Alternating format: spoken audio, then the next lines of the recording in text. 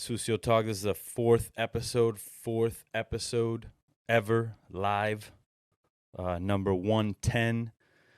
If you're tuning in, call in from anywhere, 510-463-1145, 510-463-1145. You guys call in the show, and I will answer at that point, which I'll have to just take my hat off at that point. So here it is, it's coming off. All right. So a lot of things happened this past week. Was it James Beard? James Beard came out, the 2023 semifinalist. Okay. So I'm actually going to throw that up on the screen over here, and we're gonna check this out. The 2023 James Beard Chef Awards semifinalist. So we'll go by section here, and then I'm going to name off who is nominated. It's a long list, all right? So I will highlight those that have either been on the show or if I know them. The goal of this show is obviously to get to know everyone on this James Beard and more. I'm in Palm Springs right now, La Quinta, doing that personal chef shit. You know what I mean? But yeah, had a good dinner. It's a weird conversation at the table tonight about race. It's always fun to see old white people talk about race and what they believe. I think we'd all get to a better outcome and solution if we just listened to each other and then made a plan. Because I don't know if you are just out there living life. People are in despair. I mean, people are they're sad, torn up, all kinds of mental illnesses coming out of the woodwork. You know what I mean? I've had ADHD since I was a kid. I got diagnosed with it, and I would take medicine for it and shit. But I will say a way that I've dealt with mental illness is to make believe that it doesn't exist.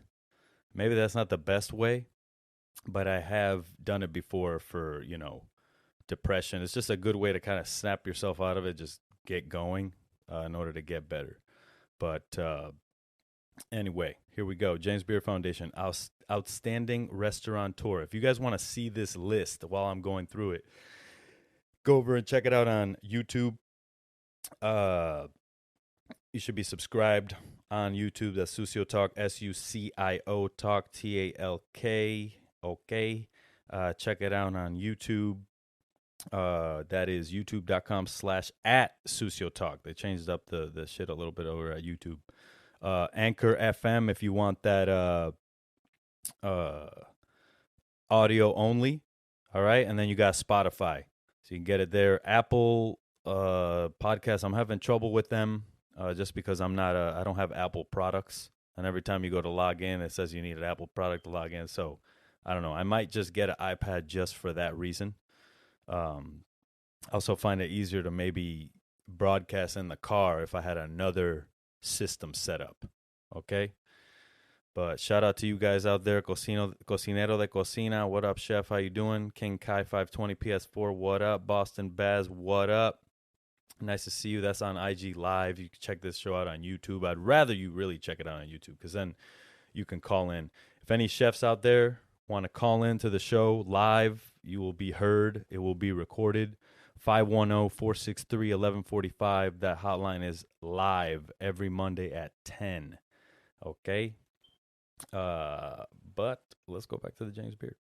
All right, so we got Muhammad Ali Alcazar and Niven Patel, Alpareno Restaurant Group, Ghee Indian Kitchen, Orno, and Mame in Miami, Florida. Was just talking about Miami, Florida. Don't know if I have the right opinion of it because I haven't been there in a while. So I'll go check it out.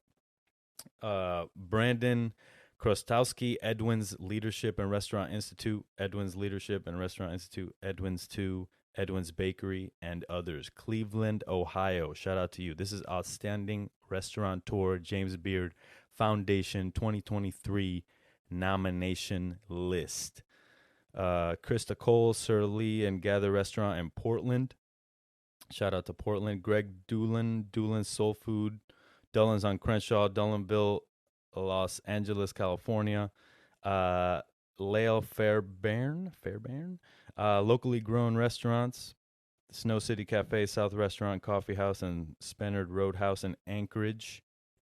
All right, check that out. Sims and Kirsten Harlow Foster Supply Hospitality. The DeBruce Arnold House Tavern and Canosa Hall, New York. See, everybody dogs on James Beard a lot. You know, I think that they've definitely cleaned up their act in the last few years. So there's that. Okay. Aaron Hoskins, Sarah Simmons, Nicole Story, and Ellie Gigo, City Grit Hospitality Group. That's Small Sugar, City Grit, and Focolare Pizzeria in Columbia, South Carolina. Yuka Leroy and Chris Toliao, Casava in San Francisco. I haven't been there. Check that out. Michael and Tara Gallina and Aaron Martinez, Take Root Hospitality. That's Vicia, Winslow's Table, Bistro, La Floraison, and others in St. Louis, Missouri. Shout out to St. Louis. Clinton Gray, Derek Moore, and Emmanuel Reed, Slim and Husky's Pizza Birria, Nashville, Tennessee. Jonna Hayes and Deborah Zinsky, Three Sirens Restaurant Group, Bird and Bottle, Hole Mole, Shaky Jake's, and others. I will say these restaurant names are getting cool. Albert McDonald, The Mint, Pizza Compania, and Backcountry Burger Bar in Bozeman, Montana. I've been to Backcountry Burger Bar in Bozeman. Pretty good experience there. I didn't know that it had any kind of a claim. I was just walking down that main street in Bozeman, and I saw a bar that was open, so I went in there. Yenvi and Quinn Pham, Fobach Soup Shop, and Pacific Standard Time, and The Boat. Pacific Standard Time. That's a good play on words for a pho restaurant.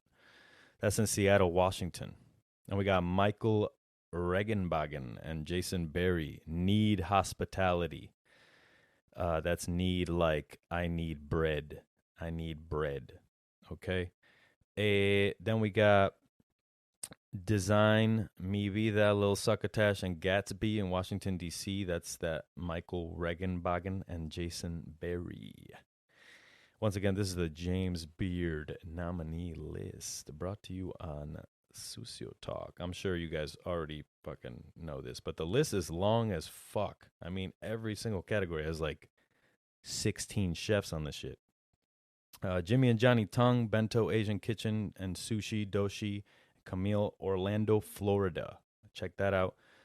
Kelly Whitaker, Id Est Hospitality Group.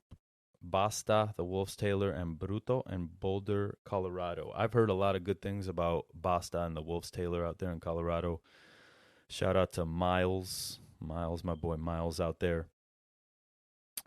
Is that Nathaniel Dorn? What up, Nathaniel Dorn? I'm going to have you on the podcast, son, all right? Just so you know. When I come up to Napa, Nathaniel, let's sit down and do a beautiful podcast. We got a lot of history to cover. A lot of shit. For those of you who don't know, he popped up on my Instagram live. Nathaniel Dorn was the old general manager of the restaurant at Meadowood. And frankly, he fucking ran that front of the house with an iron fist. And let me tell you what, it's one of the best front of the house teams that I've ever seen in my life. So big shout out to Nathaniel Dorn. I'll have him on the show at some fucking point. I'm not sure when I'll be up in Napa. But let's do it, bro. Let's get on it. James Beard Foundation, still on Outstanding Restaurateur. Okay. Chris Williams, Lucille's Hospitality Group in Houston, Texas. Ellen Yin, High Street Hospitality Group, Fork A Kitchen Bar, Plus Bar, High Street Philly, and others in Philly, Pennsylvania. Then we got Outstanding Chef Junior Borges, Meridian, Dallas, Texas. That guy's been doing it for quite a fucking while. Nina Compton has also been doing it for quite a while. Compere La Pin, that is New Orleans. Greg Collier and Leah and Louise in Charlotte, North Carolina. Renee Erickson of the Walrus and the Carpenter in Seattle, Washington. I noticed that kind of restaurant name took over for a while. It'd always be like the something and the something. It's always like an animal and then like some kind of job, you know, the lion and the plumber, the gerbil and the street worker. All right. Anyway, no more restaurant name thinking for me. Let's see. Shigeru Fukuyoshi Sagami in Collingswood, New Jersey. Christine Ha and Tony Nguyen Sin Chow in Houston, Texas. Andre Lee, the Pig and the Lady in Honolulu, Hawaii. Johnny Leach, the Town Company, Kansas City, Missouri. Rachel Miller of Nightshade Noodle Bar in Lynn, Massachusetts.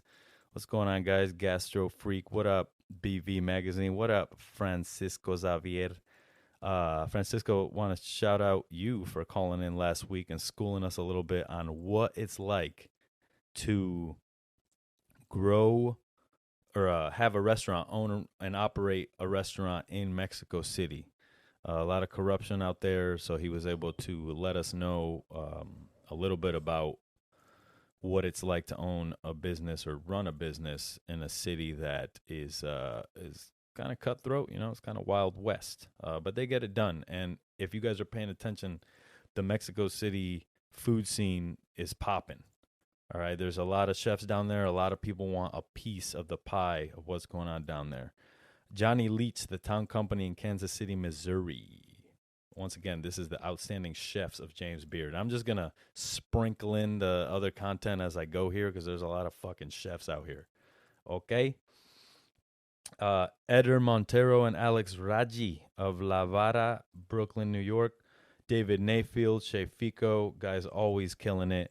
Nikki Nakayama, always killing it as well. Los Angeles.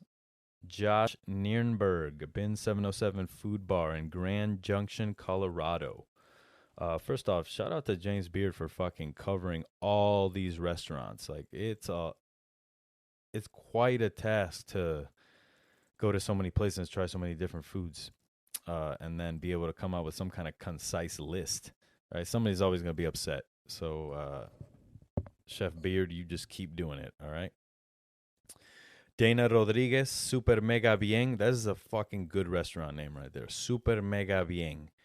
Reminds me a little bit of how, I'm forgetting his name now. One of my chef buddies talks like that. Denver, Colorado. Rob Rubba, Oyster, Washington, D.C. Silvana Salcido Esparza. That's Barrio Cafe in Phoenix, Arizona. Let's see. What do we got? Silvana Salcido. I already said that. Hajime Sato. That's Sosai Clausen, Michigan. Michael Schwartz. That's Michael's Genuine Food and Drink, Miami, Florida.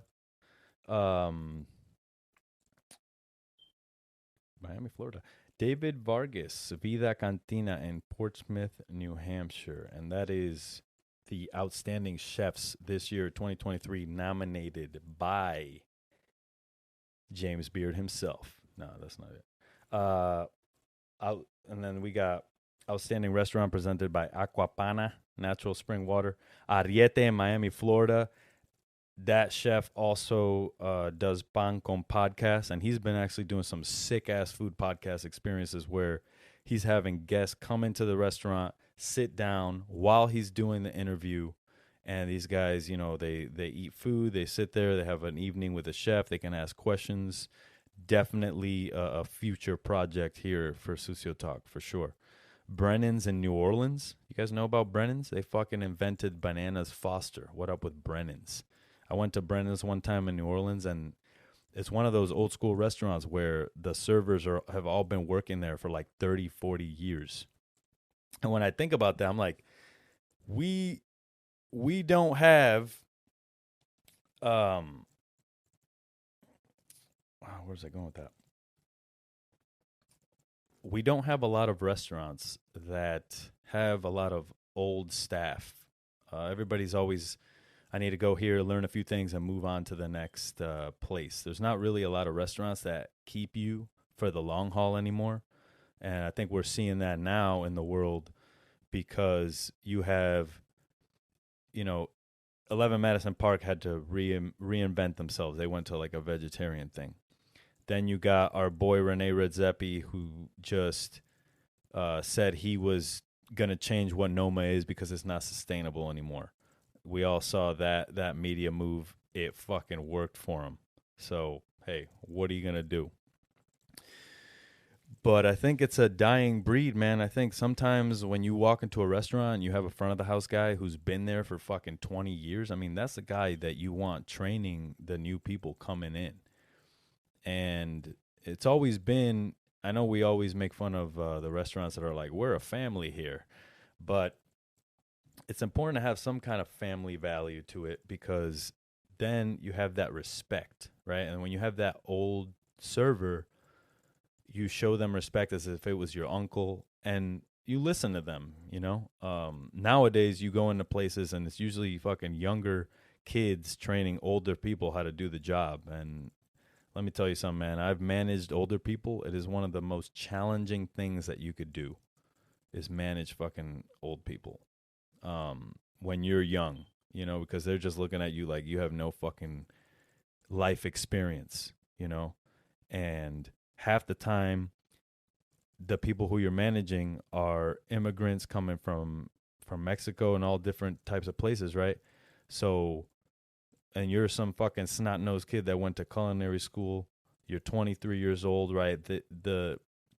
This person is 40-something, 50-something, has a degree, probably a lawyer, some shit that they can't do in the United States anymore, And they show up every day and they fucking bust their ass for you. And they get that respect, and people, I feel like, leave a job over lack of respect, because after a while we just be like, fuck it. We got more people coming in here. We don't need to care. Everyone wants to be a server. Everyone wants to be a chef. And now fucking everybody's turning around like, where is everybody? We got a fucking staff crisis. Well, let me tell you what happened, you sons of bitches.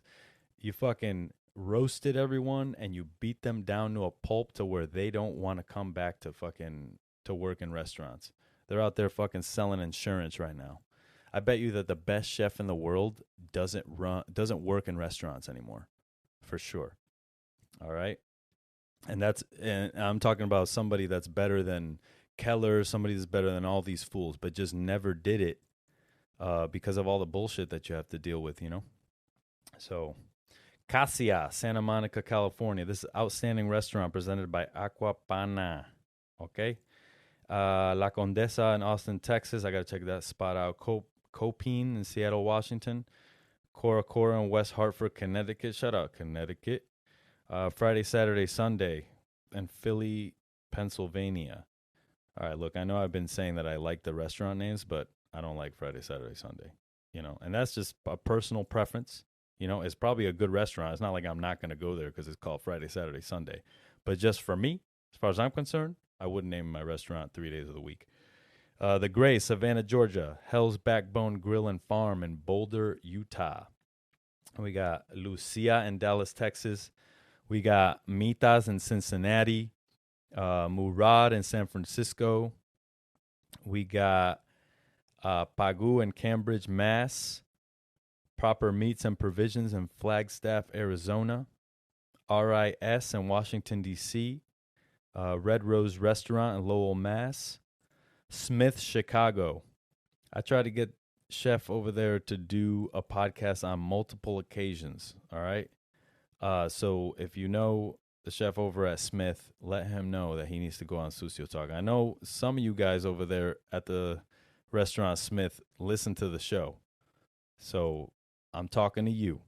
Go in there and ask your chef, be like, yo, chef, why haven't you been on Sucio Talk yet? Bet you he doesn't have a good answer. Okay? Got a note right now from Beans. Says, so true. My first job at Acquia, I had to train a dude 10 years older than me. It was hella tough. Fuck yeah, it is, dude. It's like they probably have kids your age. You know, I mean, I guess not 10 years older than you. If he had a kid, that'd be pretty fucking hardcore. Red Rose Restaurant, Lowell, Massachusetts. I already said that one. Via Carota. I don't think they've ever been nominated. I could be totally wrong on that, but Via Carota is one of my favorite restaurants in New York. They do it right. And there's something to be said about restaurants that focus on Italian ingredients, that bring shit over from Italy. Spuntino, Frankie's, Spuntino in New York, the Franks, they run that town. They bring in a lot of stuff from Italy all the time. Those dudes did 12 days with me, and they don't supply Via Carota with anything. I think Via Carota gets its own stuff from Italy itself. But the Frankie's Spuntino olive oil at Whole Foods is bomb. And I worked with those dudes at a 12 days. And so 12 days was happening, and they wanted it to smell like Christmas. And apparently in Italy, it's a Christmassy thing to put pine cones in the fire. So it's like very aromatic. So we make these dishes. Basically, it's a big platter with a bunch of pine cones, and then inlay was the plate. And so we basically had the pine cones in the Jasper oven, and we were roasting them, right, to get them really aromatic. And then at the last minute, the Franks at the pass decided, I think it's a better idea if we use a torch and torch these pine cones. And I'm talking about, again, the Franks from New York. They own Frankie Spuntino and a bunch of other restaurants, and they also bring a lot of products from Italy over. But they almost burned down the motherfucking place, Meadowood, because basically the pine cones, when they went out into the dining room, this is like 12 days, $1,000 a ticket, tasting menu, and the fucking whole dining room, whole kitchen smoked out with pine cone smoke. We had to we put the dish on the table, and then we had to quickly send all the servers back out to get the dish again. Okay?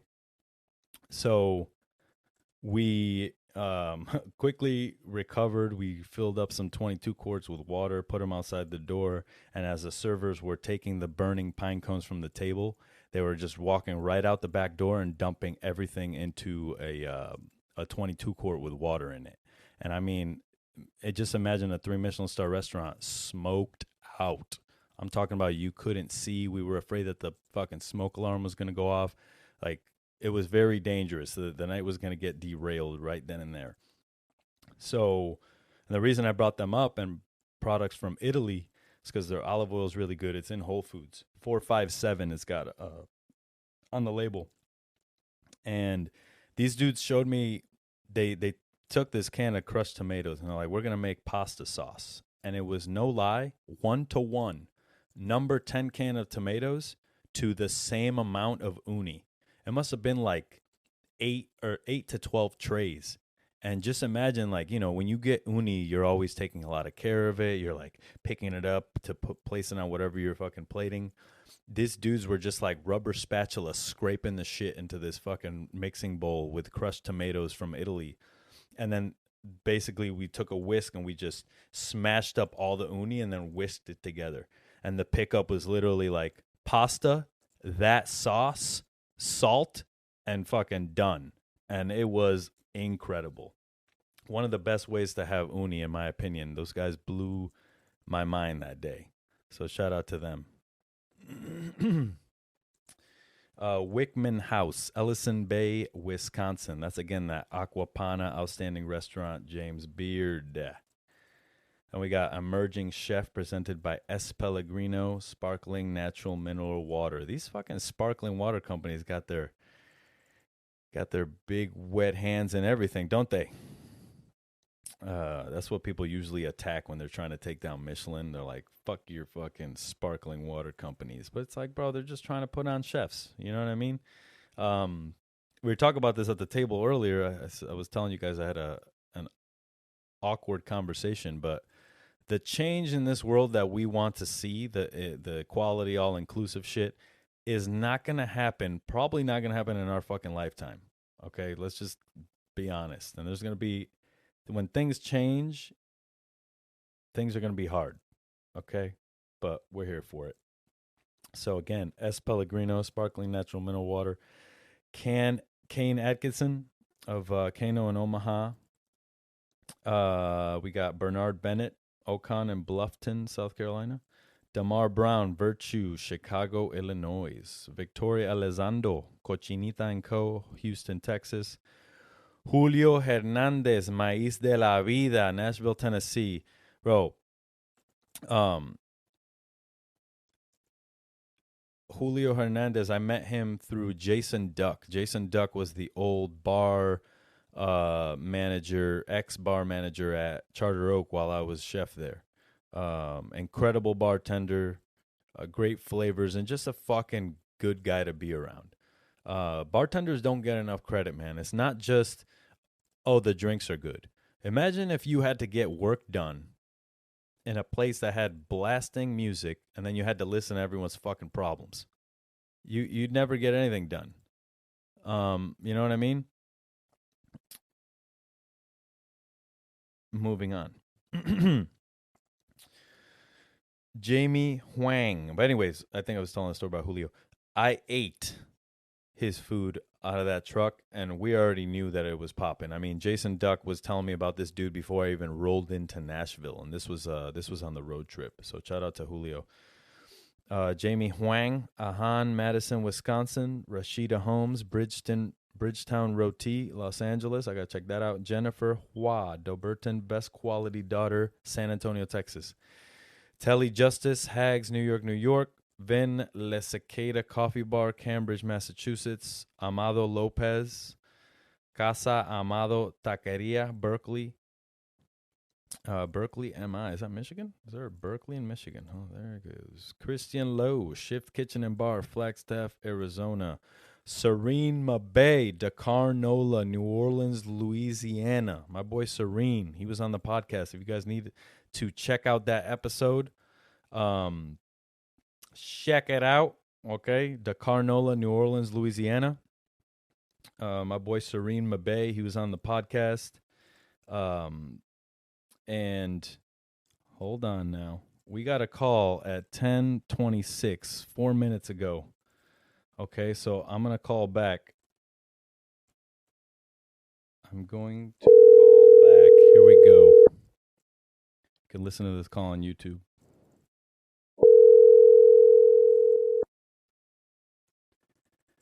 Listen to the call on YouTube. So they called and left a message. I think I need to remove this off of the browser here so I can actually see what the fuck is going on. Yo, who we got? Spencer, man. Spencer, what the Spencer fuck Horovitz. is up, bro? Spencer Horovitz, ex-chef over at Slug. Are you in Japan right now? Yes, sir. I'm walking the street in Osaka trying to get some street food. You're calling me from Japan right now. I'm calling you from Japan. I'm here with three of my chef buddies. We all met together at the Progress, and I went and visited Coleman last night in Shiga, right outside of Kyoto. Dope, man. How is he? How call in and say what's up. Yeah. Did you eat at the restaurant? Yeah, we ate at Sower. It was fucking amazing. It was food where all the ingredients were from like very close to where the resort is. Right. Within 50 to 100 kilometers. And he's using almost exclusively Japanese products. He was like, the only things I can't get around here are like fryer oil and, one or two other things like some misos and stuff like that. Right. But it was really fucking beautiful cooking. I mean, Coleman's doing a fucking great job. He's thriving and he's, killing it. How many covers is he doing in there? I mean, it's the winter season. I mean, we took a train in there and it was like, snow everywhere. There was still maybe 25 guests in the dining room, but typically they do 2 seatings. This time they just did 1. 1 seating. Okay. Dope, man. So what? Yeah, he said during winter season they only do one seating. So right. And is that him and his wife out there doing that? Yeah, it's Kathy. They met at Bennu. Okay. They met at Bennu, and then they they work together at Iniwa, that like Japanese Noma. Right, basically. right. Holy fuck, man. So, hey, what prompted you to go to Japan? Well, I was taking some time off from the restaurant. I hurt my back, and the menu changed. Now it's basically a pop-up only situation over there. Right. So a whole multitude of factors for leaving Slug, but then I realized, one, my buddy found a ticket to Japan that was like $340 out of San Jose. Really? On this new airline called Zip Air. Yeah, it was fucking insane. So I was like, well, that's a reason enough to go to Asia. I have the free time, Cooks Yeah. never really get to travel unless they're out of work, which I think is kind of shitty. I fucking most heard people have that. to quit their jobs to go on a vacation like this, Yeah. You work at a restaurant for 2 years, you put in your notice, and then you go travel in Asia, and then suddenly you have a Japanese pop up or something, and that's your whole career right there. Exactly, man. Don't get fucking wrapped up, bro. All right. Yeah. We need more Jewish fine dining. Okay. Yeah. Thank you. I appreciate that. That's awesome, man. But I mean, it's cool. We're going to Japan. Today's our last day in Japan. We were in Tokyo for 3 days, Kyoto for 2 days, and now Osaka for 1 day. Dope. And then we'll go to Taiwan for like 4 days and visit Taipei, be there for the whole time, and then Thailand for another 4 days, and then Bali for 4 days. It's fucking sick, dude. So you're out there just with the boys. Yeah, boys trip. Fuck yeah, man. Back, that's the way to do it, bro. My 5-year anniversary with my girl. So 5-year anniversary. Like, well, I don't know why.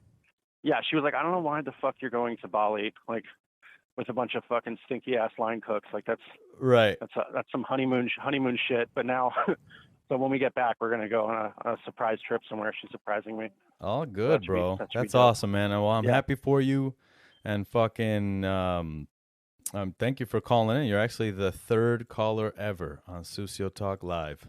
Oh, sick. Yeah, fuck nice. Yeah, man. Yeah, happy always being important. third. When you get what is my your classic placing? Do you have any plans to get back into restaurants when you get back? What's brewing?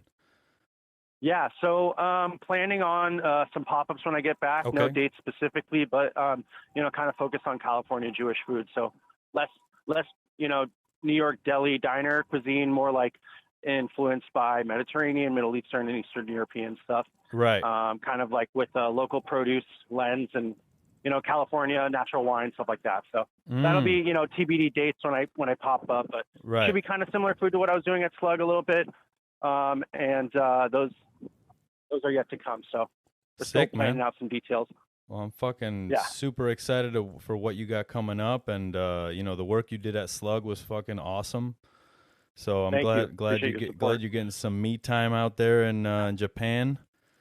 But yeah, fucking when you come back, we'll do a whole recap episode on your meals and all that. So definitely record some shit, and we'll bullshit on the show about it. Oh, that'd be great. Yeah, I got a lot of thoughts. Fuck yeah. All right. All right, brother. Bye. Thanks for calling in. Yeah, see you, man. Peace Bye. out. All right, so that was Spencer Horovitz, ex-chef of Slug Bar. He also just recently wrote an article for the Chronicle. They're slowly redeeming themselves. Was it the Chronicle? I probably had the wrong thing there. But basically, chefs with ADHD. ADHD and chefs. I have a feeling that we are all on the spectrum. Like, everybody goes through life being like, oh, that person's on the spectrum. Because, you know what? Tell you the truth, and sorry to offend anybody here, but I'm fucking retarded sometimes, all right? And I need some help, okay? I have ADHD, you know what I mean? I haven't taken medicine for it since I was a kid. Sometimes I think about going back to, some sort of ADHD medicine. But I think the chronic smoke definitely helps me out with that. So we'll just keep doing that. For the Chronicle, that's what it was for. He just corrected me on IG Live. Platos Locos, Chef Spencer Horovitz. Check him out. He'll be popping up when he gets back. He'll finalize some dates and get that out there. Let me tell you something, man. Being a chef and doing a pop-up, like after you leave a restaurant, is fucking hard, okay? People think that, oh, he's got a pop-up, he's going to sell it. Like, you're always hustling to sell tickets, always. I think that one of the best pop-up systems I've seen is our boy at Burdell. Okay, he did, I think it was like one every month or one every 2 weeks. It's a good way to definitely segment it and keep your mind right when you're doing them.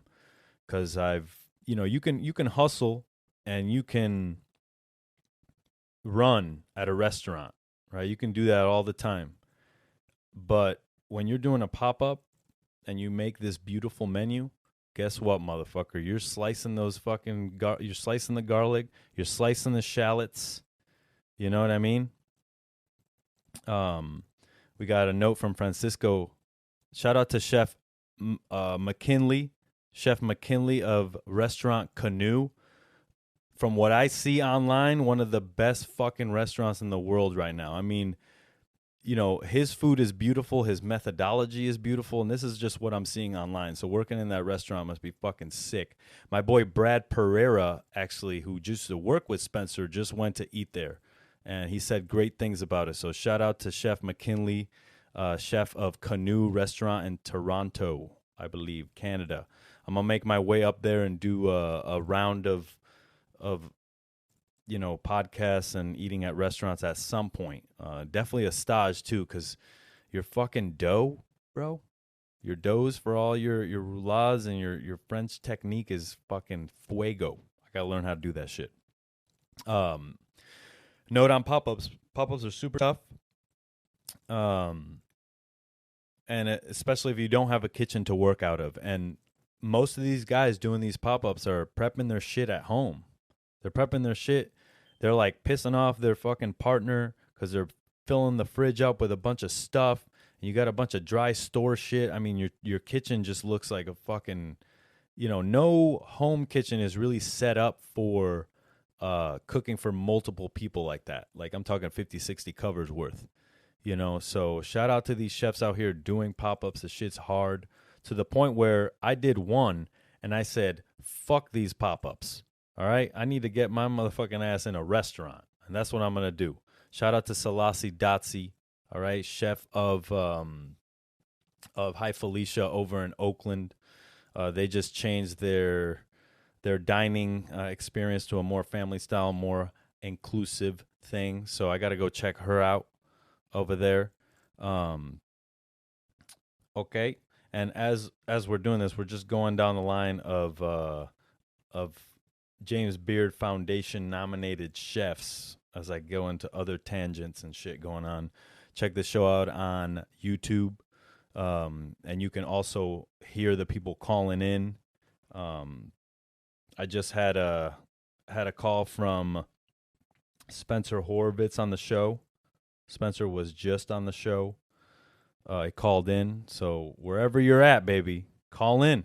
510-463-1145. You'll be on the show forever and ever because I drop these after I do the live. And then you can be like, hey, Mom, I was on a podcast. And they're going to be like, who's that ugly motherfucker over there that you're on the podcast with? I don't know. Just some guy. Okay, here we go.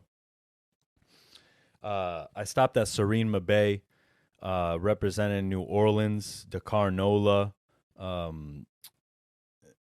doing food from Senegal. So shout out to Serene Mabay. He was on the show. You guys need to check out his episode. It's on the YouTube channel. Then we got Vincent Medina and Luis Trevino of Cafe Alone in Berkeley, California. Charlie Mitchell, Clover Hill, New York. Bo Poritko, Misfit Snack Bar in Denver, Colorado. That's a good one.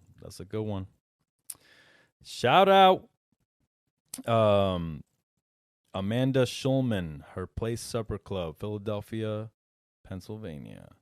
Kevin Smith, Beast and Cleaver, Seattle, Washington. A lot of successful Kevin Smiths out here. You know what I mean? Elias Tadasi, Melange in Washington, D.C. Aquino West, Rosie's, Miami, Florida. They're making their fucking name for themselves out there, man. You see them now popping up everywhere. I'm telling you, when you get that Michelin, when Michelin comes to town, baby, you best know that James Beard is going to follow. Best new restaurant, Al Coro, New York, New York. The Back Porch, that's a roundup in Montana. This is Best New Restaurant. Al Coro in New York, New York. The Back Porch. That's Roundup, Montana. Bar Sparrow, Washington. Shout out to Johnny Sparrow. He's over there doing a pop-up at Snail Bar, or was doing a pop-up at Snail Bar. And what a cool story. You know, Johnny Sparrow works at in Spain with Andres, and then come full circle, you know, years later, they're doing pop-ups together. And the pop-up was only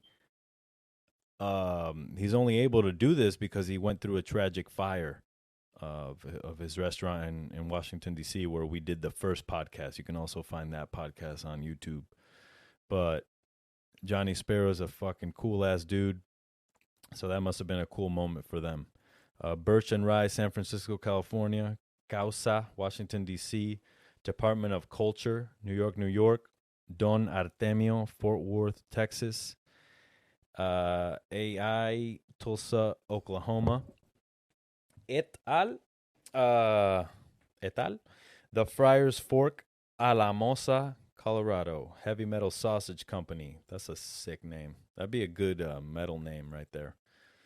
We are Heavy Metal Sausage Co. All right. Hef's Burger Club, Winston-Salem, North Carolina. Khan in Portland, Oregon. Shout out to him. His name is escaping me right now. But he's good friends with Chef Maylin. Gregory Gourdet. Shout out to him. He just opened Khan in Portland last year. Already getting James Beard nominations out here. Act like you didn't know. Kamai Cambodian Fine Dining. I'd love to check that out in Chicago, Illinois. Crew, KRU in Brooklyn, New York.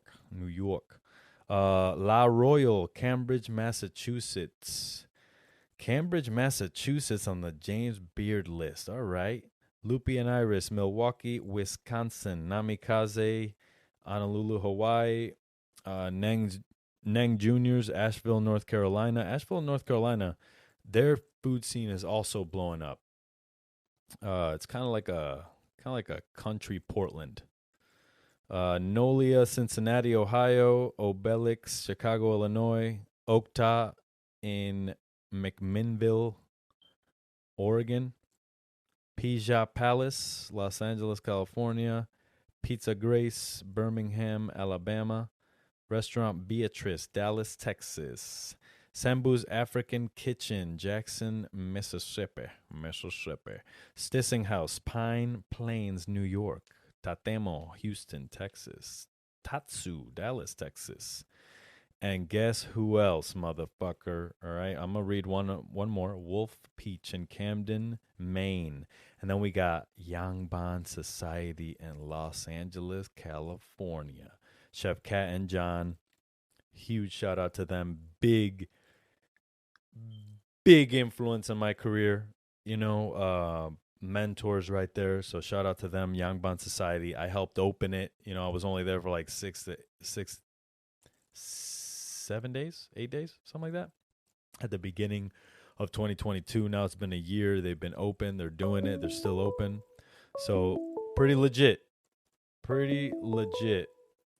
All right, I'm getting a phone call right now. Here we go. Hello, Sucio Talk. Who do we have? From David Witt. David. to accept, press 1. David Witt. Chef Dave Witt, you there? Chef David Goetti, what's going on? How you doing, man? Not much, dude. Just checking out the live stream. Tired as fuck. I hear you, bro. What fucking time is it over there? You're in Florida, right? Yeah, dog. I was loving the Miami love and the couple Orlando shout-outs we were getting on the beers. That's what's up. Yeah, man. I mean, you guys are fucking making a name for yourselves down there. So I'm glad you guys are getting the recognition you deserve. They're doing all right, man. No 3 stars yet, but for the first year, you know. Yeah, man. It'll take some time. You'll get there. How are you, man? You're transferring over from restaurants to personal chef.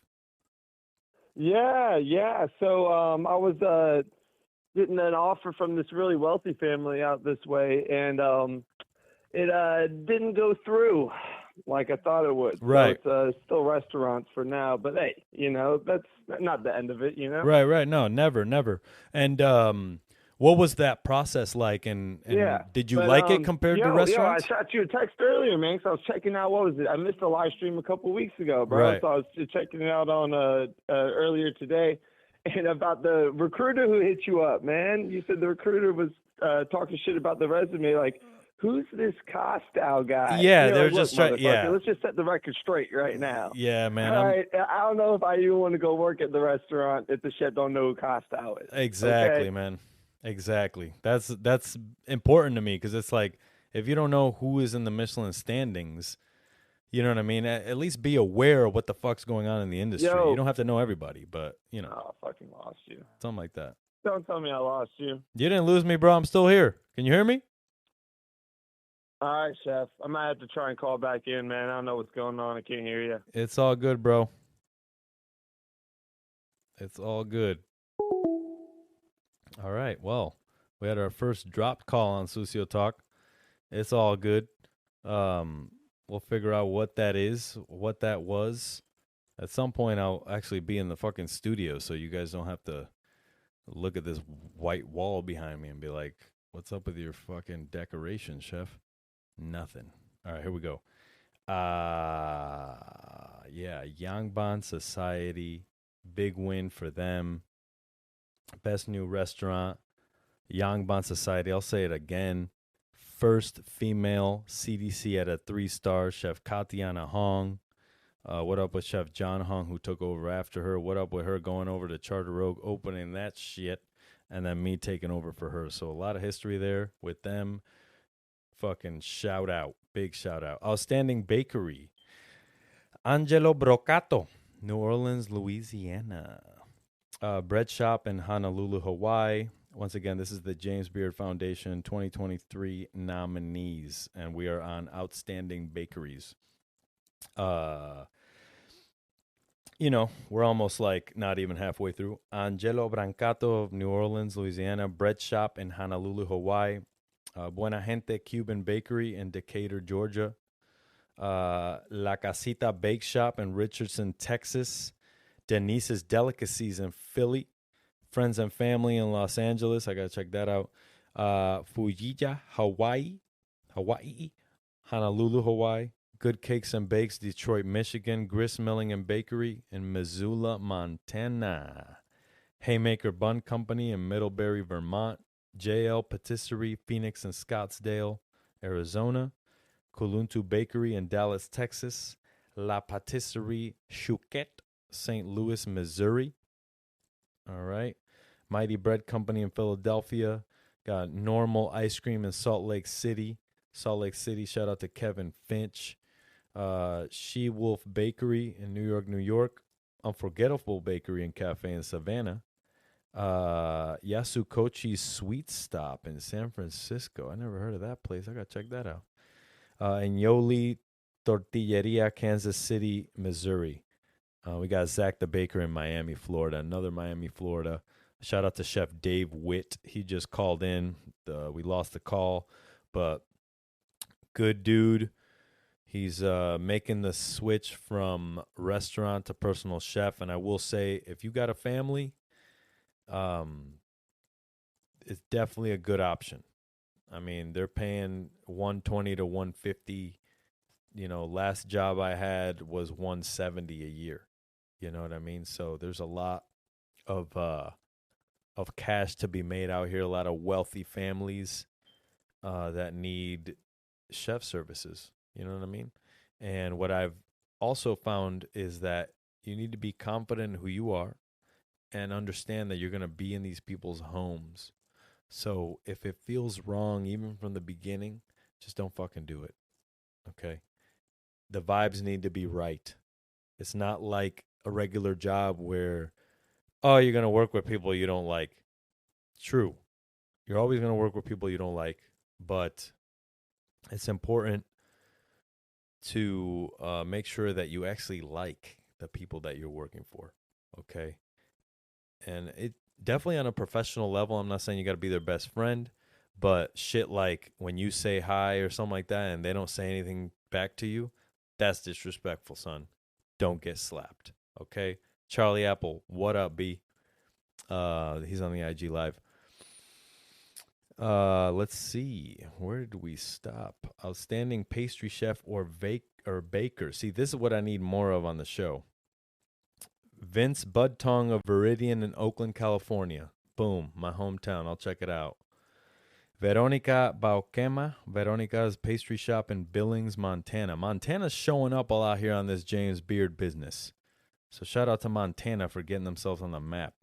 Manuel and Jesus Brazon of Caracas Bakery in Doral, Florida. We got Mariela Camacho of Comadre Panaderia in Austin, Texas. Ismael de Sousa, Reunion Bread Co. in Denver. Nora Faye Allen in Mel the Bakery, New York, New York. Atsuko Fujimoto, that's Norimoto Bakery in Portland, Maine. I also don't get how you say outstanding bakery and then say outstanding pastry chef or baker. Doesn't the bakery still win the award? I know some of these are restaurants, but some of these are bakeries. I don't know how that works. Anyway, Andrew Hutchinson, Madison Sourdough, Madison, Wisconsin. Michelle Carr, Uyoka, MW Restaurant, Honolulu, Hawaii. Crystal Cass, Valentine, Phoenix, Arizona. Margarita Mansky, Republic, Los Angeles, California. Got to check her out. Noel Marchetti, Yolan, Nashville, Tennessee. Sean McKenzie, Café Ceres, Minneapolis, Minnesota. Kamari Mick, The Musket Room, New York, New York. Jeremy Mandrell and Ann NG, Bakery Lorraine in San Antonio, Texas. I think I've been there. Bakery Lorraine. We'll check it out. Kareem Queeman. Mr. Bake, Riverdale, Maryland. Emily Riddell, Machine Shop in Philly. Philip Ashley Ricks, Philip Ashley Chocolates in Memphis, Tennessee. Elaine Uikimpang, Bent's Cafe Mochico, Cincinnati, Ohio. Mochico Flower, shout out to you. Amanda Wildermuth, Honey Road, Burlington, Vermont. All right, so those were the outstanding pastry chef or baker out here. James Beard 2023 nominees, and then I think in like a month or something they'll make the final list and then the winners. Outstanding hospitality presented by American Airlines. So on top of sparkling water, you also got airlines that sponsor this shit, and I've always wondered how sponsorship works for award shows. Or awards like this. And, shout out to them. James Beard Foundation is just literally surviving off of donations, son. So, I don't know how they do it, but they're fucking doing it. The Black Cypress in Pullman, Washington. Bottega in Birmingham, Alabama. There's also a Bottega in Napa. Charleston, Baltimore. Not the same, I don't think. Charleston in Baltimore, Maryland. Charlie Apple, you ever been there? Charleston in Baltimore, Maryland. Here's Looking at You in Los Angeles. House of Prime Rib. What up? Haven't been there yet. SF. Lark in Seattle, Washington. Lil Deb's Oasis, Hudson, New York. The Local, Abilene, Texas. Lula Drake in Columbia, South Carolina. Manoli's Salt in Salt Lake City, Utah. Outstanding hospitality. We got Melba's, New York, New York. Pesh Palisade, Colorado. The Quarry, Monson, Maine. The restaurant at 1900 in Mission Woods, Kansas. Sepia in Chicago. Smoke, Woodfire Grill, Tulsa. Sir Lee, Portland. Theodore Rex in Houston. I've been there. It's fucking delicious. Ticonderoga Club, Atlanta, Georgia. Vernick Food and Drink, Philadelphia. Yeah, Theodore Rex was a fucking bomb-ass meal. Shout out to Chef Justin Yu of Oxheart. I worked with him at 12 Days, and then I ended up seeing him again for a podcast, and we did it in the little PDR right behind Theodore Rex. So shout out to that. Charleston and Baltimore, Maryland. Charlie says he has not been there, but it's an institution. Okay. Ticonderoga Club. I like that name. Vernick Food and Drink, Philadelphia, PA. This is outstanding wine and other beverage programs. I'm happy that the Psalms and the bartenders are getting some love, bro. Can't just be the chefs all the time. You know, I feel like they get their... I will say, though, there is nothing like the loyalty of a bartender or a sommelier to their chef. I mean, if they respect you, bro, they will literally do anything for you. So just remember that as a chef, you need the respect of your cooks, but you also need the respect of the front of the house and the whole fucking restaurant for that matter, okay? Outstanding wine and other beverage programs. James Beard, 2023, all right? All together now, Chicago, Illinois. Commander's Palace in New Orleans, Louisiana. That is an institution. All right, my boy Trey from Saint Germain used to run that shit over there. Shout out to him. Cote in New York. I mean, the great Korean barbecue restaurant. Shout out to Federico McMaster out there. He's the general manager of that place, killing it. We got Flight Wine Bar in Washington, D.C., Frome Brewers in Burlington, Vermont, Frida, Southwest in Oklahoma City, Glyban in Phoenix, Arizona, Hiyu Wine Bar, Hood River, Oregon, Lazy Bear, San Francisco, still on top out here. They don't give a fuck. Lila Lila, Atlanta, Georgia, Macchialina, Miami Beach, Florida, Monk's Cafe, Philadelphia, Nancy's Hustle, Houston, Texas, OK Omens, Portland, Oregon, Ototo, Los Angeles, California. I don't think they know what that means in Puerto Rican Spanish. Ototo. Toto means pussy. Sorry for the language.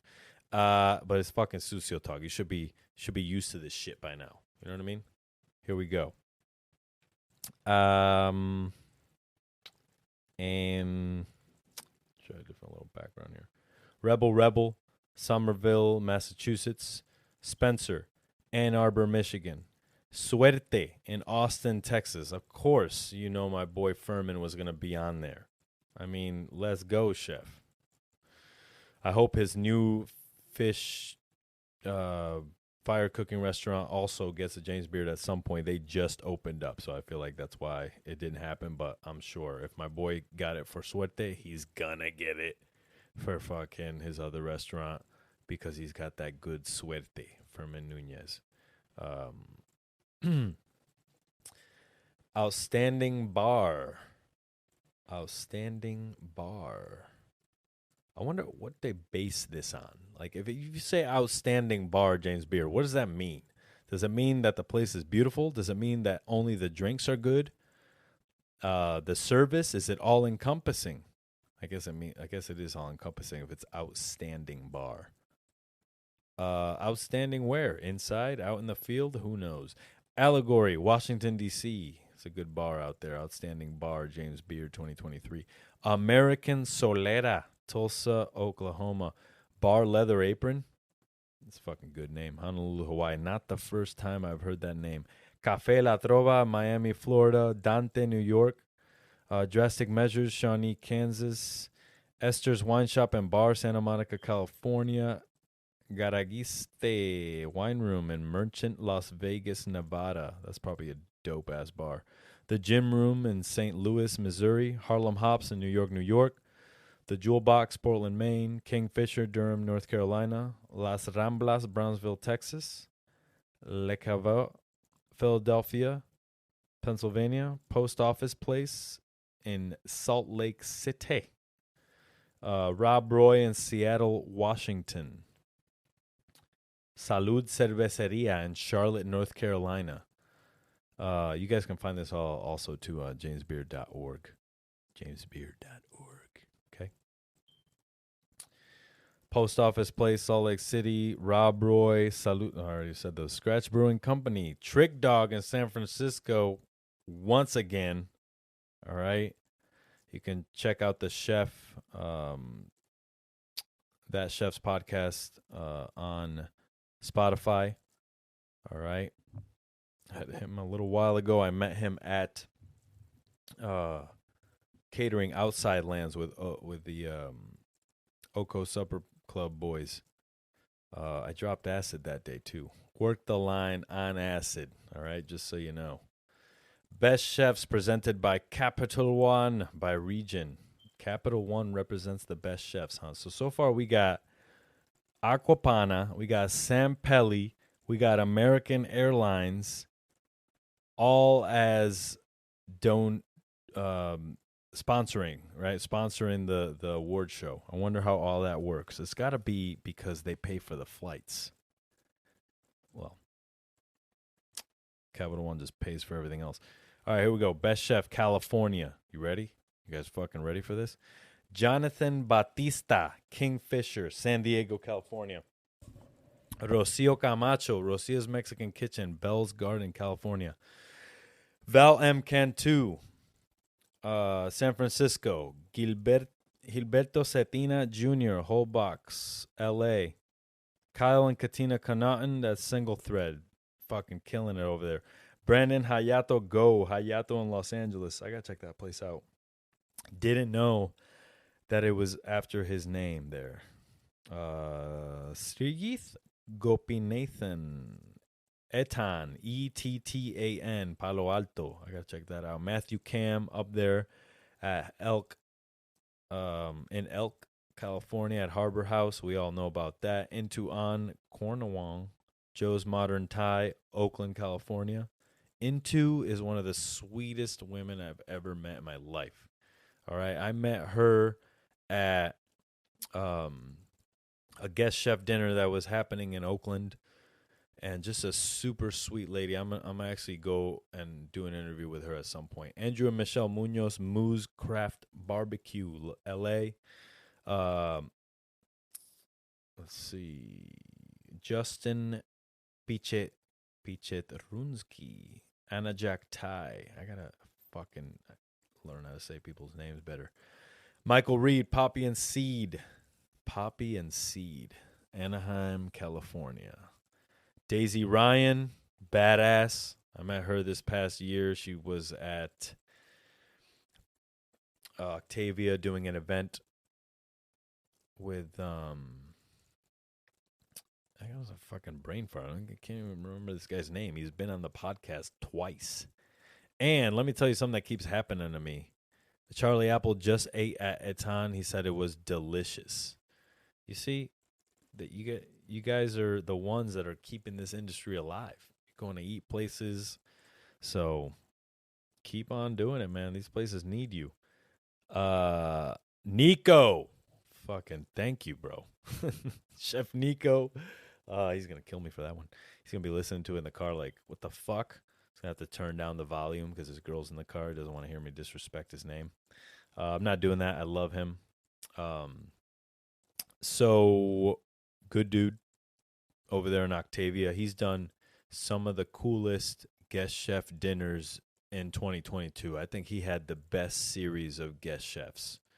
So, shout out to him. James Scheibout, Comey, as always, like, you know, he's got to be on the list. He's the man. Although, I will say, James Beard, what's up with this? You got to fix this. You misspelled James Scheibout's name, bro. It's S-Y-H on your website. Scheibout. Scheibout. You're shy about the way you're spelling it, huh? Craig, so fix that, James Beard, award people. James Scheibout's name on the website is misspelled. Please fix that. Thank you.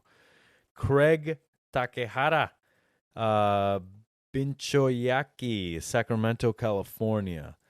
Chef Pim over there at Kin Cow. That's my favorite Thai restaurant in the city. Robbie Wilson at Le Fantastique. I got to check that out. Akira Yoshizumi, Sushi Yoshizumi in San Mateo. What did I tell you about these fucking sushi spots in Northern California, bro? San Mateo, Richmond, Ronert Park. I mean, if you guys are missing out, there's a lot of fucking good sushi up there. So get your ass up there if you can. Best Chef, Great Lakes. This is Illinois, Indiana, Michigan, and Ohio. We love Ohio. Check out the show. I Love the 90s. Or that 90s show. It's like that 70s show. But all the people from that 70s show are now parents. It's pretty cool. Check it out. Best Chef, Great Lakes, Francisco Alfaro, Mid-City Restaurant, Cincinnati, Ohio. Omar Anani, Safran de Trois, Detroit, Michigan. Abra Barons, Granner Farm, Three Oaks, Michigan. We got Becky Clark, Little Fish Brewing Company in Athens, Ohio. Diana Davila Boldin, Mitokaya, Antojeria, Chicago, Illinois. Tai Dang, Haisu, Chicago, Illinois. Paul Ferryback. I don't know you, man. I don't know if your back's furry. All right, don't be coming after me. Big Jones, baby. Big Jones Restaurant, Chicago, Illinois. Tim Flores and Jeannie Kwan, Kasama, Chicago, Illinois. I heard of that place before. I need to go check it out. Norberto Garita, El Barzón, Detroit, Michigan. Hideki and Yuko Horada Kiki in Cincinnati, Ohio. Andy Holiday, not Holiday, Holiday. Selden Standard, Detroit, Michigan. And again, this is Best Chef Great Lakes. Best Chef Great Lakes. D. Kim's Wag Nasty. What's up, dude? I thought you were Daniel Kim the whole fucking time, and I was DMing with you for like a good, 6 or 7 long texts about some issue we were talking about, and then you're like, I'm not Daniel Kim. And I was like, what? Blew my mind. Hope you're doing well, man. Lost my place here. Norberto Garita. I already said that. BJ Lieberman, Chapman's Eat Market, Columbus, Ohio. Hamisi Mamba and Nadia Nijember, Baobab Fair, Detroit, Michigan. Abi Meris, Bluebeard, Indianapolis, Indiana. Zubair Mohajir, Wazwan Restaurant in Chicago, Illinois. Samir Mohammed, 9th Street Bistro, Noblesville, Indiana. All right. A lot of fucking names I don't know, which I love. Thank you, James Beard. As much shit as we like to talk about Eater, SF Chronicle, James Beard, Michelin, I mean, this is where I know, who's doing what. You know what I mean? Find me another list, and I'll fucking stop using this. But at the end of the day, like, these are the fucking guys who know what's going on. And I'm glad they finally, got their act together, and they're going out into branching out into different restaurants and stuff. You see a lot of Thai, a lot of there's some Indian here. There's a lot of cultures being represented by James Beard. I would love to meet James Beard. Me and Charlie Apple talked about we always want to be the guy that kicked Thomas Keller in the dick. Okay. He can quote that one right there. You can tell Thomas Keller that, don't even mention Charlie's name. Mention my name. You can tell him Sucio's going to kick him right in the dick. Okay? Here we go. I can't wait for the day to have that dude on the show. Because I have this gift that I was given by, the powers that be, the old souls and the rocks, whatever the fuck is here on the earth that makes your soul, right? People open up around me, and their humor becomes a little bit more edgy than it would otherwise normally be. I think I make people feel a little comfortable. So I want, Thomas Keller to sit on the show and talk to me like a regular fucking human being with no agenda, no, oh shit, I'm going to get in trouble for this. No, nothing. Just a guy without anything else. And I want to get to know that person, because I feel like every time we get to know chefs, it's like, well, what's his food? Well, what's his restaurant? It's like, who is he? What does he like to do when he's not at the restaurant? We all know he likes to golf. Good thing he found his golf clubs. So, yeah, if anybody has his number, hit him up. Let him know I'm looking for him. Tell him Sucio sent you. Okay. Best chef Mid-Atlantic, D.C., Delaware, Maryland, New Jersey, Pennsylvania, Virginia. All right.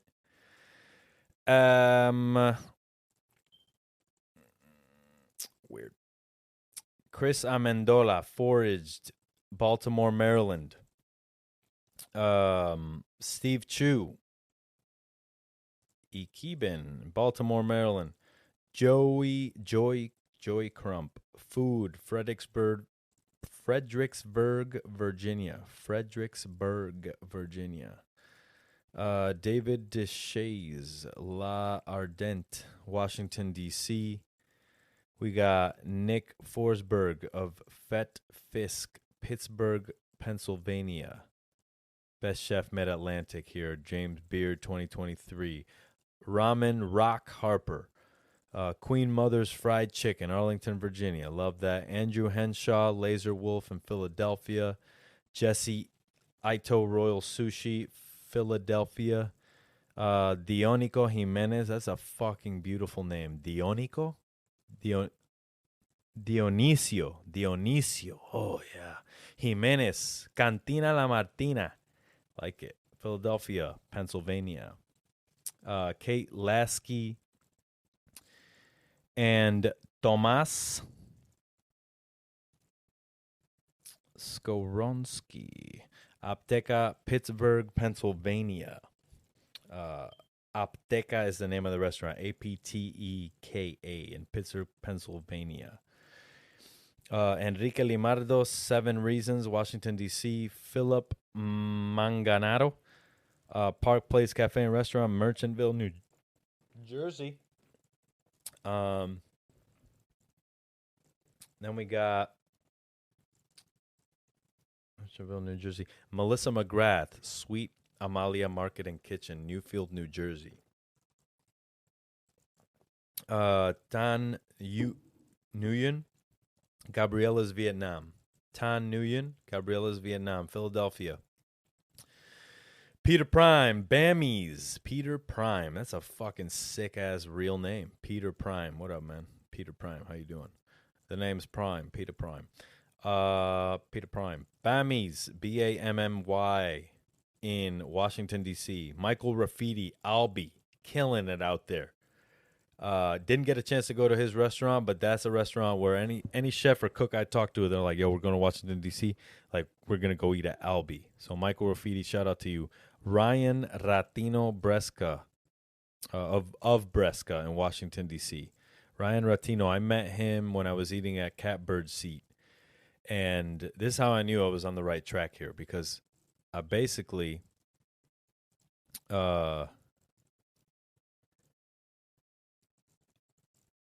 went to Nashville. I go to eat at the Catbird Seat, and then I get sat next to a woman named Ploy. Ploy was a cook at Single Thread, was still working at Single Thread and also working on her pop-up. But the craziest part about it was that the day before I did a podcast with Justin McMillan, and he also worked at Single Thread. He actually helped open it. So when I sat next to her and I told her, we got to know each other, I told her what I was doing, she's like, oh, that's my mentor you just did a podcast with. So imagine, out of all the days that I was in Nashville, it was like 4 days. I could have chosen to go to Catbird Seat. I chose that day. And that day I got sat next to her and Ryan Rotino from Bresca. And she was telling me that, and it was just a crazy coincidence that I interviewed her mentor, who they met in California. I interviewed him in St. Louis, and then I went to Nashville, and it's just so happened that they were there on vacation that same week. Fucking crazy. Back to the chefs. Best chef. This is Best Chef Mid-Atlantic Chef. Okay, here we go. Omar Rodriguez, Oyamel, Cocina Mexicana, Washington, D.C. Chuta Tip, Nok Suntaranon. That's a sick name. Chutatip. Nok, N-O-K is like his nickname, I'm guessing. And then it's Suntaranon. Kalaya in Philly. And then you got Kevin Tien of Moon Rabbit in Washington, D.C. I've heard Moon Rabbit is really good. Check that out. Best Chef Midwest. Got Iowa, Kansas, Minnesota. Missouri. North Dakota, South Dakota. Wyoming. Let me see. Sana Aburezga. Sana's Gourmet Mediterranean in Sioux Falls, South Dakota. And Ahmed Kaluna, Minneapolis. Nick Bognar, Indo, St. Louis, Missouri. Samuel Charles, Rodina in Cedar Rapids. Rob Connolly, Bull Rush, St. Louis, Missouri. Michael Corvino, Corvino Supper Club and Tasting Room. What up, Michael Corvino? I did a podcast with him as well. It's on the YouTube. Check it out. I did that on the road trip. He was the guy I interviewed after Justin McMillan. He was the first one after Miles. So I ate dinner at Senor Bear. I interviewed the chef there. I rolled the joint, and then I pieced out to Kansas City from Denver at midnight to make my appointment, or my my podcast appointment with Michael Corvino. Because that was the thing, man. It's hard to fucking schedule this shit. And I will say it's very easy to just be like, fucking cancel the podcast. Not on my end, but on other people's end, right? Because it's a podcast. And I treasure people's time, right? So I don't want for them to feel pressured or a certain type of way about the show. You know what I mean? I don't want to pressure anybody. It needs to be nice, calm conversation. Okay? Here we go. Nick Golner, The Antler Room. I've heard of The Antler Room, Kansas City, Missouri. Dan Jacobs and Dan Van Wright, Esterev. Gregory Leon, Amelinda, Milwaukee. Pam Liberda, Waldo Tai, Kansas City. Francesco Mangiano, Osteria Papavero, Madison, Wisconsin. Itaru Nagano and Andrew Kroger, Fairchild in Madison, Wisconsin. Madison, Wisconsin, popping up with the fucking food scene out there. Lauren Nalick, Balkan Treat Box, Webster Groves, Missouri. Christiana Wynn, Hi, Minneapolis, Minnesota. Joseph Rainey, Skogan Kitchen, Custer, South Dakota. Custer. That's a weird fucking name for a town. Karen Tomlinson, Miriel, St. Paul, Minnesota. Paul and Jessica Urban, Block 16, Omaha, New England. David Utterback, Yoshitomo, Omaha, New England. Adam Van Dongi, The White Linen, Topeka, Kansas. And I'm sure I'll meet you guys at some point, and then you guys can just tell me how I butchered your name. But it's okay. Everybody butchered my name in high school and college and fucking everywhere. Gilatoy? It's Guijotti, you sons of bitches. Okay, here we go. Joseph Rainey. I already said that. Karen Tomlinson, Miriel, St. Paul, Minnesota. Paul and Jessica Urban, Block 16, Omaha, New England. Omaha, New England. Come on, David. Come on. Nebraska. Here we go. David Utterback Yoshitomo in Omaha. Adam Van Dong, the White Linen. Yevang Union Hmong Kitchen, Minneapolis. Then we got, my goodness, guys. We got a lot of fucking ground to cover here. It's an hour and 21 minutes in, and we have covered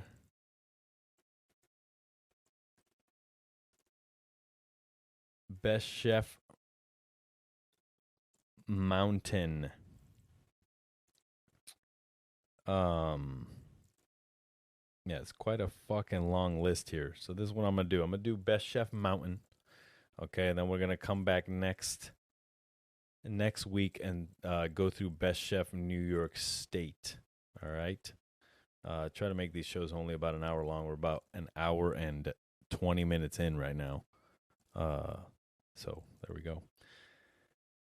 So yeah, Best Chef Mountain, Salvador Alamilla, Amano, Caldwell, Idaho, Michael Anandono, Michelangelo's Big Sky and Big Sky, Montana, Dan Ansotegui, Ansots, Boise, Idaho, Jose Avila, La Diabla, Pozole y Mezcal, Denver, Andy Blanton, Cafe Kandahar, Whitefish, Montana, Paul Chamberlain and Logan Crew, SLC Eatery, Salt Lake City, Utah, Michael Diaz de Leon, Bruto in Denver, Barclay Dodge, Bosk and Aspen, Andrew Fuller, O'Queer in Salt Lake City, Briar Handley, Handle and Park City, Utah, Sushata Johnson and Teton Tai and Teton, is it Teton? Teton Village, Wyoming, Teton Tai. Young Ho Kang and Peter Kim, The Angry Korean, South Jordan, Utah. Chris Kamori, Kin in Boise, Idaho. Chris Lockhart and Danny Mowat, Prerogative Kitchen, Red Lodge. Kibram Milaj, Kibram's Ethiopian and Etrian Food, Boise, Idaho. Paul Noggle, I guess that's his name. Izakaya, Three Fish, Bozeman, Montana. Sindhura Reddy, Spontino, Denver, Colorado. Earl James Reynolds, Stone Hill Kitchen and Bar in Big Fork, Montana. Ali Sabah Maza, Salt Lake City, Utah. And Penelope Wong, Yuan Wonton, Denver, Colorado. All right. So if I keep on doing this fucking reading off the list here, we're never going to get to anything else, guys. You know what I mean? It's not like we need to get to anything else. We're at a fucking hour and 20 minutes of a live show here. But it's okay. James Beard. So we'll pick up next week on Best Chef Northeast. Best Chef Northeast on the James Beard 2023 nominees. Saving it to the folder right now so we know where we're picking off. Okay. So if you haven't checked that out, Terrores Restaurantes is a Instagram that shows all the hard times happening in Mexico City restaurants. Francisco Javier Guzman told me a story last week about where they had a guest who was being rude and they fucking killed him. Okay? Shit is rough out here. All right? So just know that if you're sitting at home in the comfort of your own bed watching Sucio talk, you're probably better off than most, baby. Okay, here we go. So Atelier Cren just announced that they're changing their trajectory. They're going to close down, do a remodel, and kind of focus on a pescatarian menu. It's kind of a Noma-esque, EMP-esque move. But, you know, at this point, at this day and age, restaurants do not stay open forever anymore. Restaurants need to die. Restaurants are a life, right? So you birth them, you make your restaurant. you grow it, and then after it's grown, to its full potential, I feel like a lot of chefs have a hard time just leaving it alone and being like, you know what, we're closing this restaurant. And I feel like they keep going and keep going and keep going. And after a while, it's like, it's not sustainable. And I'm talking about a while. I'm talking about like 10 years, 20 years. You know what I mean? It's impossible to keep staff that long. So it's okay if you say, I'm going to open up this restaurant in 10 years, I'm going to close it. There's nothing fucking wrong with that. It's like people that want to move somewhere, but they're like, oh, I don't know if I'm going to like it there. It's like, you don't have to fucking move somewhere forever. You can move somewhere for 6 months, figure it out, and then move. But people don't want to be uncomfortable. They want to have their fucking Netflix and their HBO and all the other shit. And like that costs money, $10 a month, 12 months, it's $120 that you're not putting towards traveling the world, a new knife maybe, shit like that. So just, it's food for thought, right? Food for thoughts. Here we go. And Dominique Crenn actually consulted on the movie The Menu, which I thought was a very good movie in terms of the genre that it was, right? Because it's a little sci-fi, it's a little horror-y, a little satirical, if you will. Good movie. But I can't wait to see the grittier chef shows that are going to be made in the future. I'm talking about a chef, like the real hardcore motherfucking chefs who, are there at 8 a.m. every day, but go out every night and get wild, but then come back at 8 every day and have just that energy, that killer mentality of like, I'm gonna fucking do whatever I can to make successes come out of this kitchen, make better food, get my fucking Michelin star, get my James Beard Award, and I'm gonna go out fucking, and enjoy my life.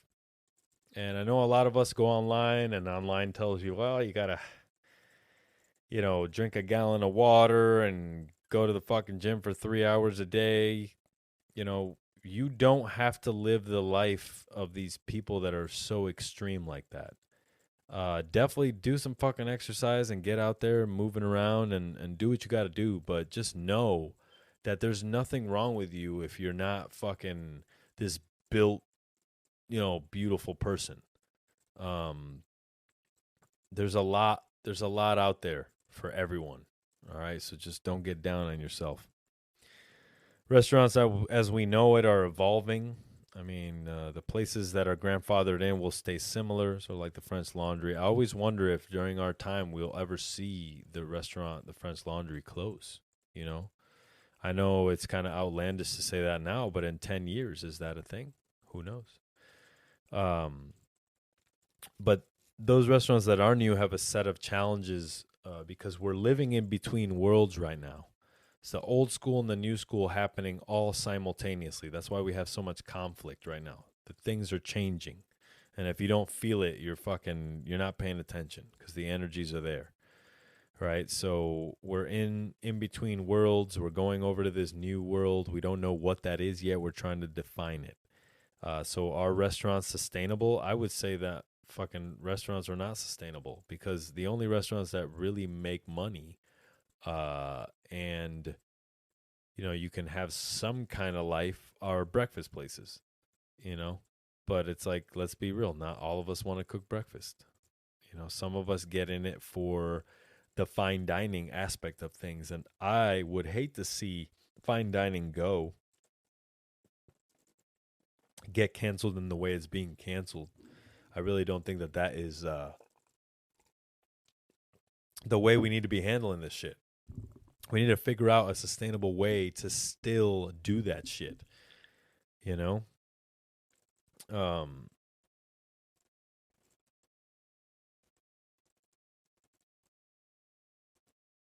So we're going to figure it out.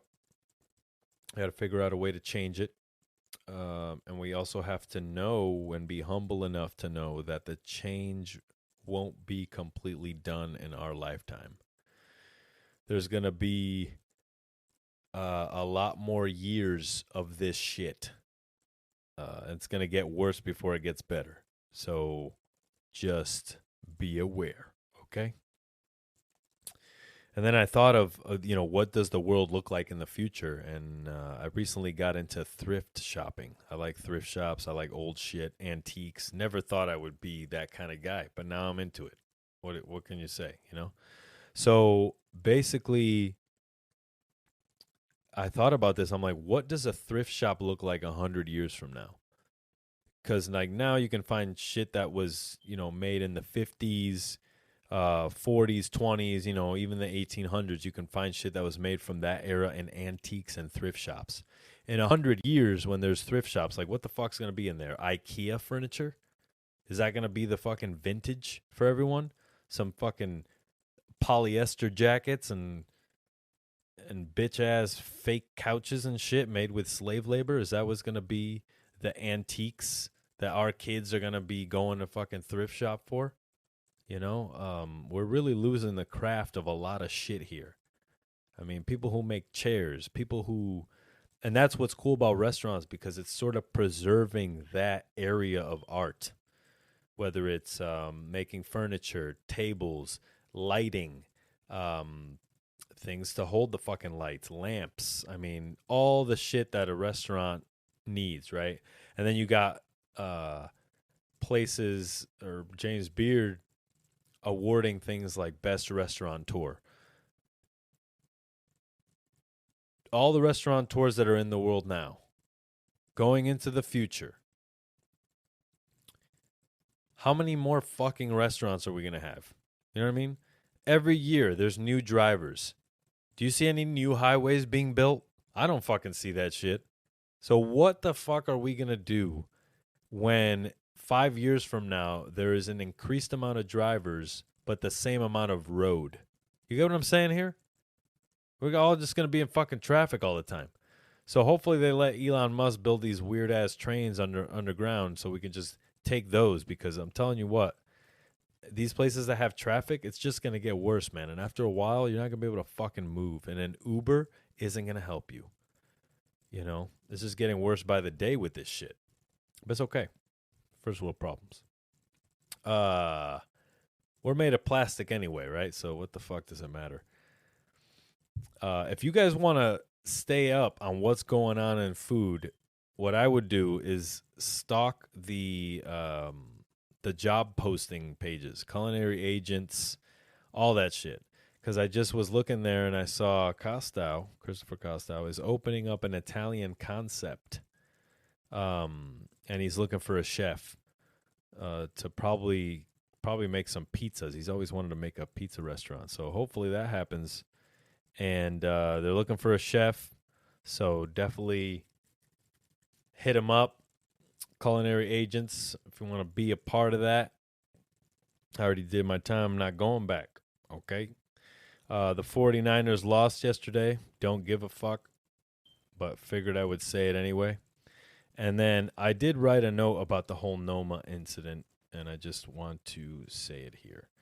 Talking about Rene Redzepi here. You cannot deny that through his efforts, he changed food, changed the way we think about it, and he did everything in his power to make it happen, including a free labor model that we always forget was voluntary. My first chefs in culinary school were brutally honest about what was to be expected if we went the Michelin route. And we subscribed knowing full well what the stakes were. I think the real culprit here is the media. They decide what we think, what we argue about. And that's why podcasts are so great. We can break away from standardized opinions and formulate our own thoughts. Is fine dining broken? You're goddamn right it is. Can we fix it? I think we can, together as a community of respectable adults. Will it take time? Yes. Will the first 5 solutions work? No. Probably fucking not. We have this tendency these days to cancel everyone. If you want to personally cancel Rene Redzepi, be my guest. Go ahead. But the way to do that is to simply not repost or share or talk about this, him, or the newspaper that wrote the article. but every click benefits them, and we fed right into it. He Elon Musked fucking everyone. And their plan worked. Their marketing scheme worked. And also, if you really want to cancel unjust work environments, throw your fucking phones out the window. Because all your little knick-knack gadgets, iPhone, fucking watches, your phone, everything that has cobalt in it, all right, is made with modern-day slavery. Okay, just so you know, modern-day slaves make your phone. So if you're sitting there being a social justice warrior on your phone, just understand that in order for you to have your phone, people need to suffer. Okay? I'm just saying how it is. I didn't make the world, and if it was my way, it wouldn't be like that. But it's just what we're living in. Okay? So just be real with it. So to fight these evils that come from evil, right? These devices are made on the backs of modern-day slaves, but we don't talk about that. We flock to shit on a person who had a restaurant where people chose. Let me say that again. We flock to shit on a guy who had a restaurant where people chose to be there and work for free. I don't have the answers. It's just how I feel about it, you know? And it's a classic case of hating the player, not the game. All right? And that is all I will say about that. You know, you can really just know that, like, there's people that make bad decisions, that premeditate the bad decision. I'm going to do this to fuck this person over. And then there's the people who are doing what they think is the right thing, and then it turns out to be not so great. Okay? But every bad idea today, everything we're fucking upset about today, right, was a good idea 50 years ago, i.e. plastic. Hey, look at this thing. It's cheaper than metal. You can fucking carry it anywhere. It's disposable. You know, put your food in it, wash it. You got storage for days. Okay, cool. We love plastic. Oh my God, cool, plastic, yay. And then now we got a fucking island in the middle of the ocean, you know, the size of Texas, made of plastic. So, look, at the end of the day, we're just going to be made of plastic at some point. We're going to have trace plastics in our body. I mean, if we don't already, we're going to, right? It's just where we're going, guys. And if we keep being sad about this shit and not being able to just talk through it, then we're never going to fucking get anywhere, you know? The same people who ask for change are the most critical when change is attempted, but they rarely have a contribution for a solution. You know, it's like that Nisei thing. Hey, I'm going to offer $1,000 or I'm going to charge $1,000 for you to come with me on a journey where, you know, we go to the farmer's market, get some vegetables, come back here, you prep them, and then you come in later for dinner. And it's a whole experience, and you pay $1,000 for that. And people are writing this article about it in a very satirical, whimsical way, right? But these are the same writers who write about social justice and the way that restaurants should be run, even though the majority of the food writers out there haven't spent any actual time in a kitchen being a chef, being a server. Okay? I'm not saying all of them, but I'm saying most of the ones that I know. Right? You went and got a journalism degree, or you went and became a journalist, right? That's okay. Because I'm sure at some point you look at me and you say, well, who the fuck's this guy? He thinks he's a fucking journalist now? No. I'm just a chef doing a show about chefs for chefs and regular people and industry people so you can get in our heads. But much more than chefs, because the conversation has to do with everybody. Chefs, servers, fucking cooks, dishwashers, immigrants, everyone. Okay? Just so you know. It's the only a restaurant is really the only place where the workforce is made up of different IQs, different levels of expertise within different things, and honestly, you know, we were having a conversation earlier about flights and people canceling flights and shit like that. And I got to say, like, I don't think we give them enough credit. I mean, to the way the flights work in this country, in the world, the way that, you know, at least 60 to 70% of them happen at, you know, maybe not on time, but you get there pretty much within the hour of where the fuck you're gonna. That's a lot of logistical shit to fucking deal with. And the only thing we always remember is the bad parts of our experience when it comes to the airlines. But we don't give enough credit when they get it right. And we're also always so quick to shit on things, you know? And I just feel like if we had a little bit more patience in that field, we can get a lot further, you know? So with that, I will say Sucio Talk number 110. I don't have any guests in the chamber quite yet, but we will. All right. Suciotalk.com for merch.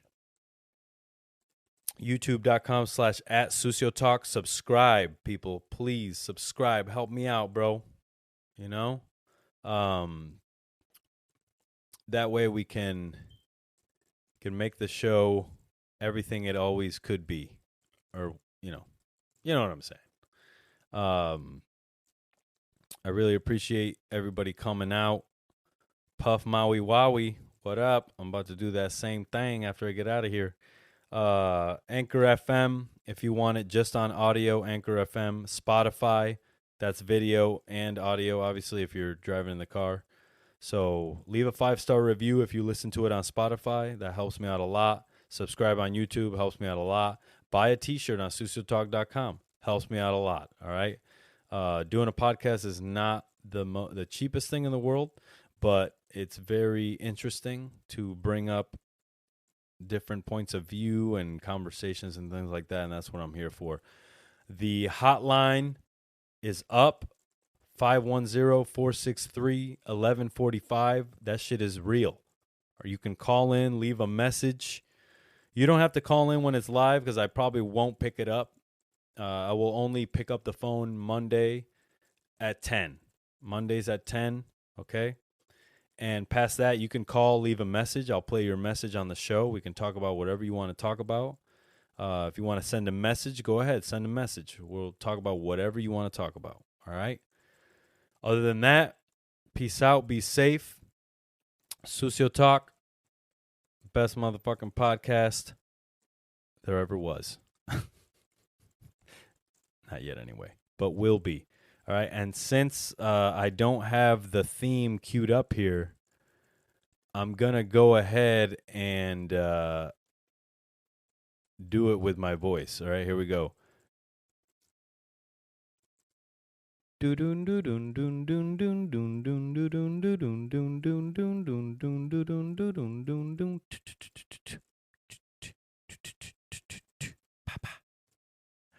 All right, peace.